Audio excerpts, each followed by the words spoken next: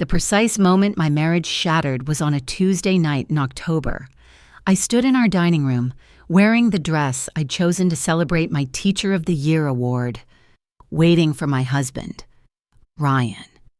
He finally walked in 3 hours late, barely glancing at the wedding china, the flickering candles, or the cold salmon I'd spent the afternoon preparing. He didn't offer an apology. Instead, he delivered a cruel, calculated correction to our relationship. "From now on," he stated, his voice clinical and devoid of warmth, "I'll decide when we talk or spend time together. Stop chasing me around like a desperate puppy." He held up his hand, a dismissive gesture that cut deeper than any words. Then came the final blow, the phrase that would replay in my mind for weeks. "Honestly, I can't believe I ever lowered myself enough to marry you. You were never and will never be anywhere near my level." And he compared my $48,000 salary as a second-grade teacher to his impending partnership at a prestigious law firm, declaring our worth unequal, a simple fact on a spreadsheet. Then he walked past me, into his home office, and closed the door with a terrible finality, leaving me standing alone with the dying candles. I didn't cry. I didn't beg. I didn't knock on that door demanding answers or remorse.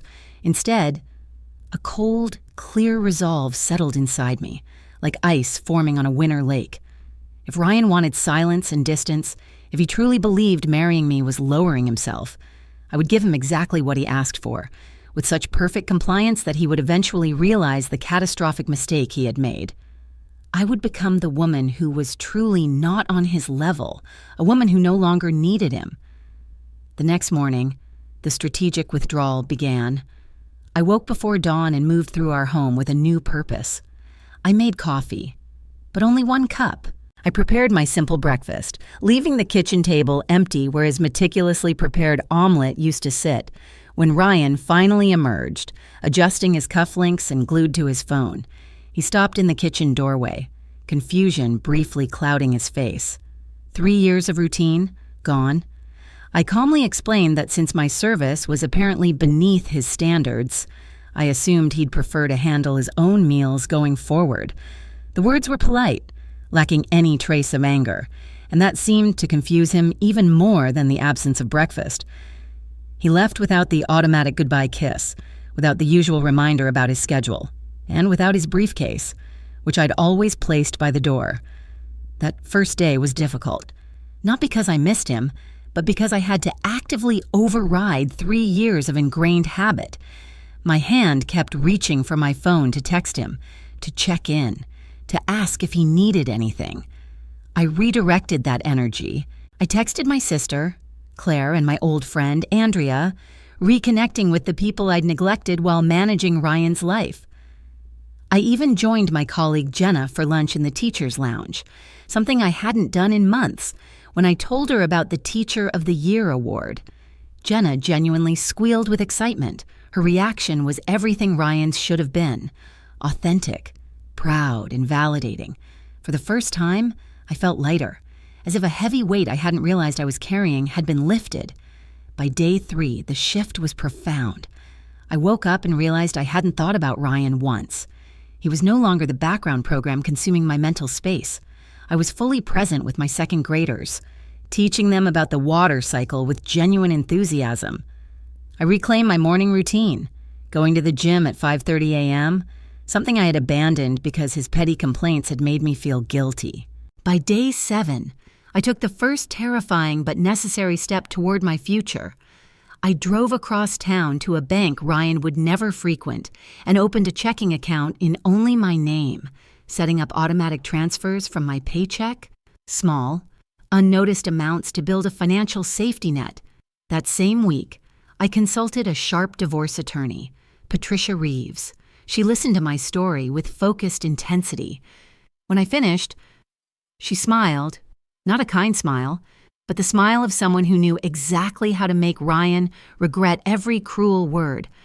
She assured me that my financial support through his law school years, combined with his impending partnership, the very thing he used to diminish me, would work in my favor. The revenge I was building was cold and methodical. Around day 10, The changes in Ryan became visible. I'd see him emerge from the bedroom, looking disoriented, moving through the kitchen with the confused energy of someone navigating unfamiliar territory. His favorite coffee mug gathered dust because I only made coffee for myself. The groceries I used to organize according to his preferences were replaced by items I liked. He would stand staring into the refrigerator, looking for the prepared meals that no longer existed. I would walk past him during these moments of confusion, offering only the pleasant, distant demeanor you'd reserve for a housemate. On day 12, his silence broke. I was reading a thriller in the living room when he came out of his office. "Is everything okay?" His voice carried a tentative uncertainty I had never heard before. I looked up and smiled with the pleasant distance I'd been maintaining. "Everything is fine. Ryan, I'm just respecting your boundaries and giving you the space you requested. You said you would decide when we talk, so I'm waiting for you to decide." The logic was perfect and airtight. He stood there for a moment, then simply nodded and retreated back to his office. The trap was working. By the end of the second week, the physical evidence of his deterioration was impossible to ignore. Takeout containers accumulated in the trash. His expensive shirts fit looser. Dark circles under his eyes told the story of poor sleep and stress. His carefully maintained image was showing cracks, an unshaved jaw, unpolished shoes, a coffee stain on his tie.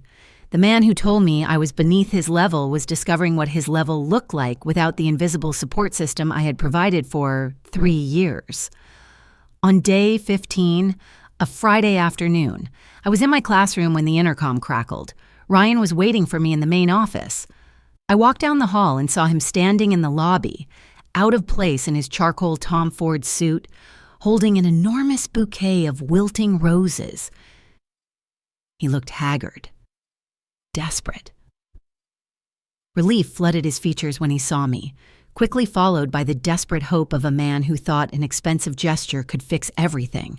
He rushed the words out, sounding like someone who had lost his script. He said he had been under tremendous stress, that he might have said some things he didn't mean, and that he missed me. He suggested dinner at the Italian restaurant I loved. I stood there, calm and steady, and let him finish. When I finally spoke, my voice carried clearly through the quiet lobby. I reminded him of the ground rules he had established 2 weeks ago. He would decide when we talked, and I was to stop chasing him. "What is happening right now," I stated, "is not you deciding we should talk. This is you deciding you want to talk. That's entirely different." I explained that he wanted me to come running the moment he felt discomfort from the consequences of his own choices. That was no longer how this worked. His confusion quickly morphed into anger. He called what I was doing manipulative, said it was emotional abuse, and demanded that I, his wife, stop ignoring him. The sheer absurdity made me laugh, a short, genuine laugh of amusement. I told him I was following his instructions perfectly. I was respecting his superior judgment by maintaining appropriate distance. The logic was delivered with the same clinical precision he had used when demolishing me 2 weeks earlier. Then, his voice dropped to something almost pleading. He asked what I wanted from him. He offered concessions, apologizing for his stress and terrible behavior. I looked at him and realized I was looking at a stranger wearing his face. The only word that came out of my mouth was simple and revolutionary: no. I told him I was not going to dinner with him. I was going to finish my work week and go home to my apartment. The phrase "my apartment" hit him with visible force. He actually took a step backward, disbelief transforming into panic. He stammered that I couldn't just move out without discussing it. I simply told him, "Watch me." I turned and walked away down the hallway toward my classroom. I did not turn back, not even when I heard the note of genuine panic in his voice as he called my name. 3 weeks after I filed the divorce papers, Ryan showed up at my new apartment. I had just unpacked the last box. He stood in the doorway, holding 2 expensive coffees, looking terrible, a final, desperate gesture. He launched into a prepared speech. He was wrong. The pressure made him say terrible things. He was going to therapy. He wanted to be the husband I deserved.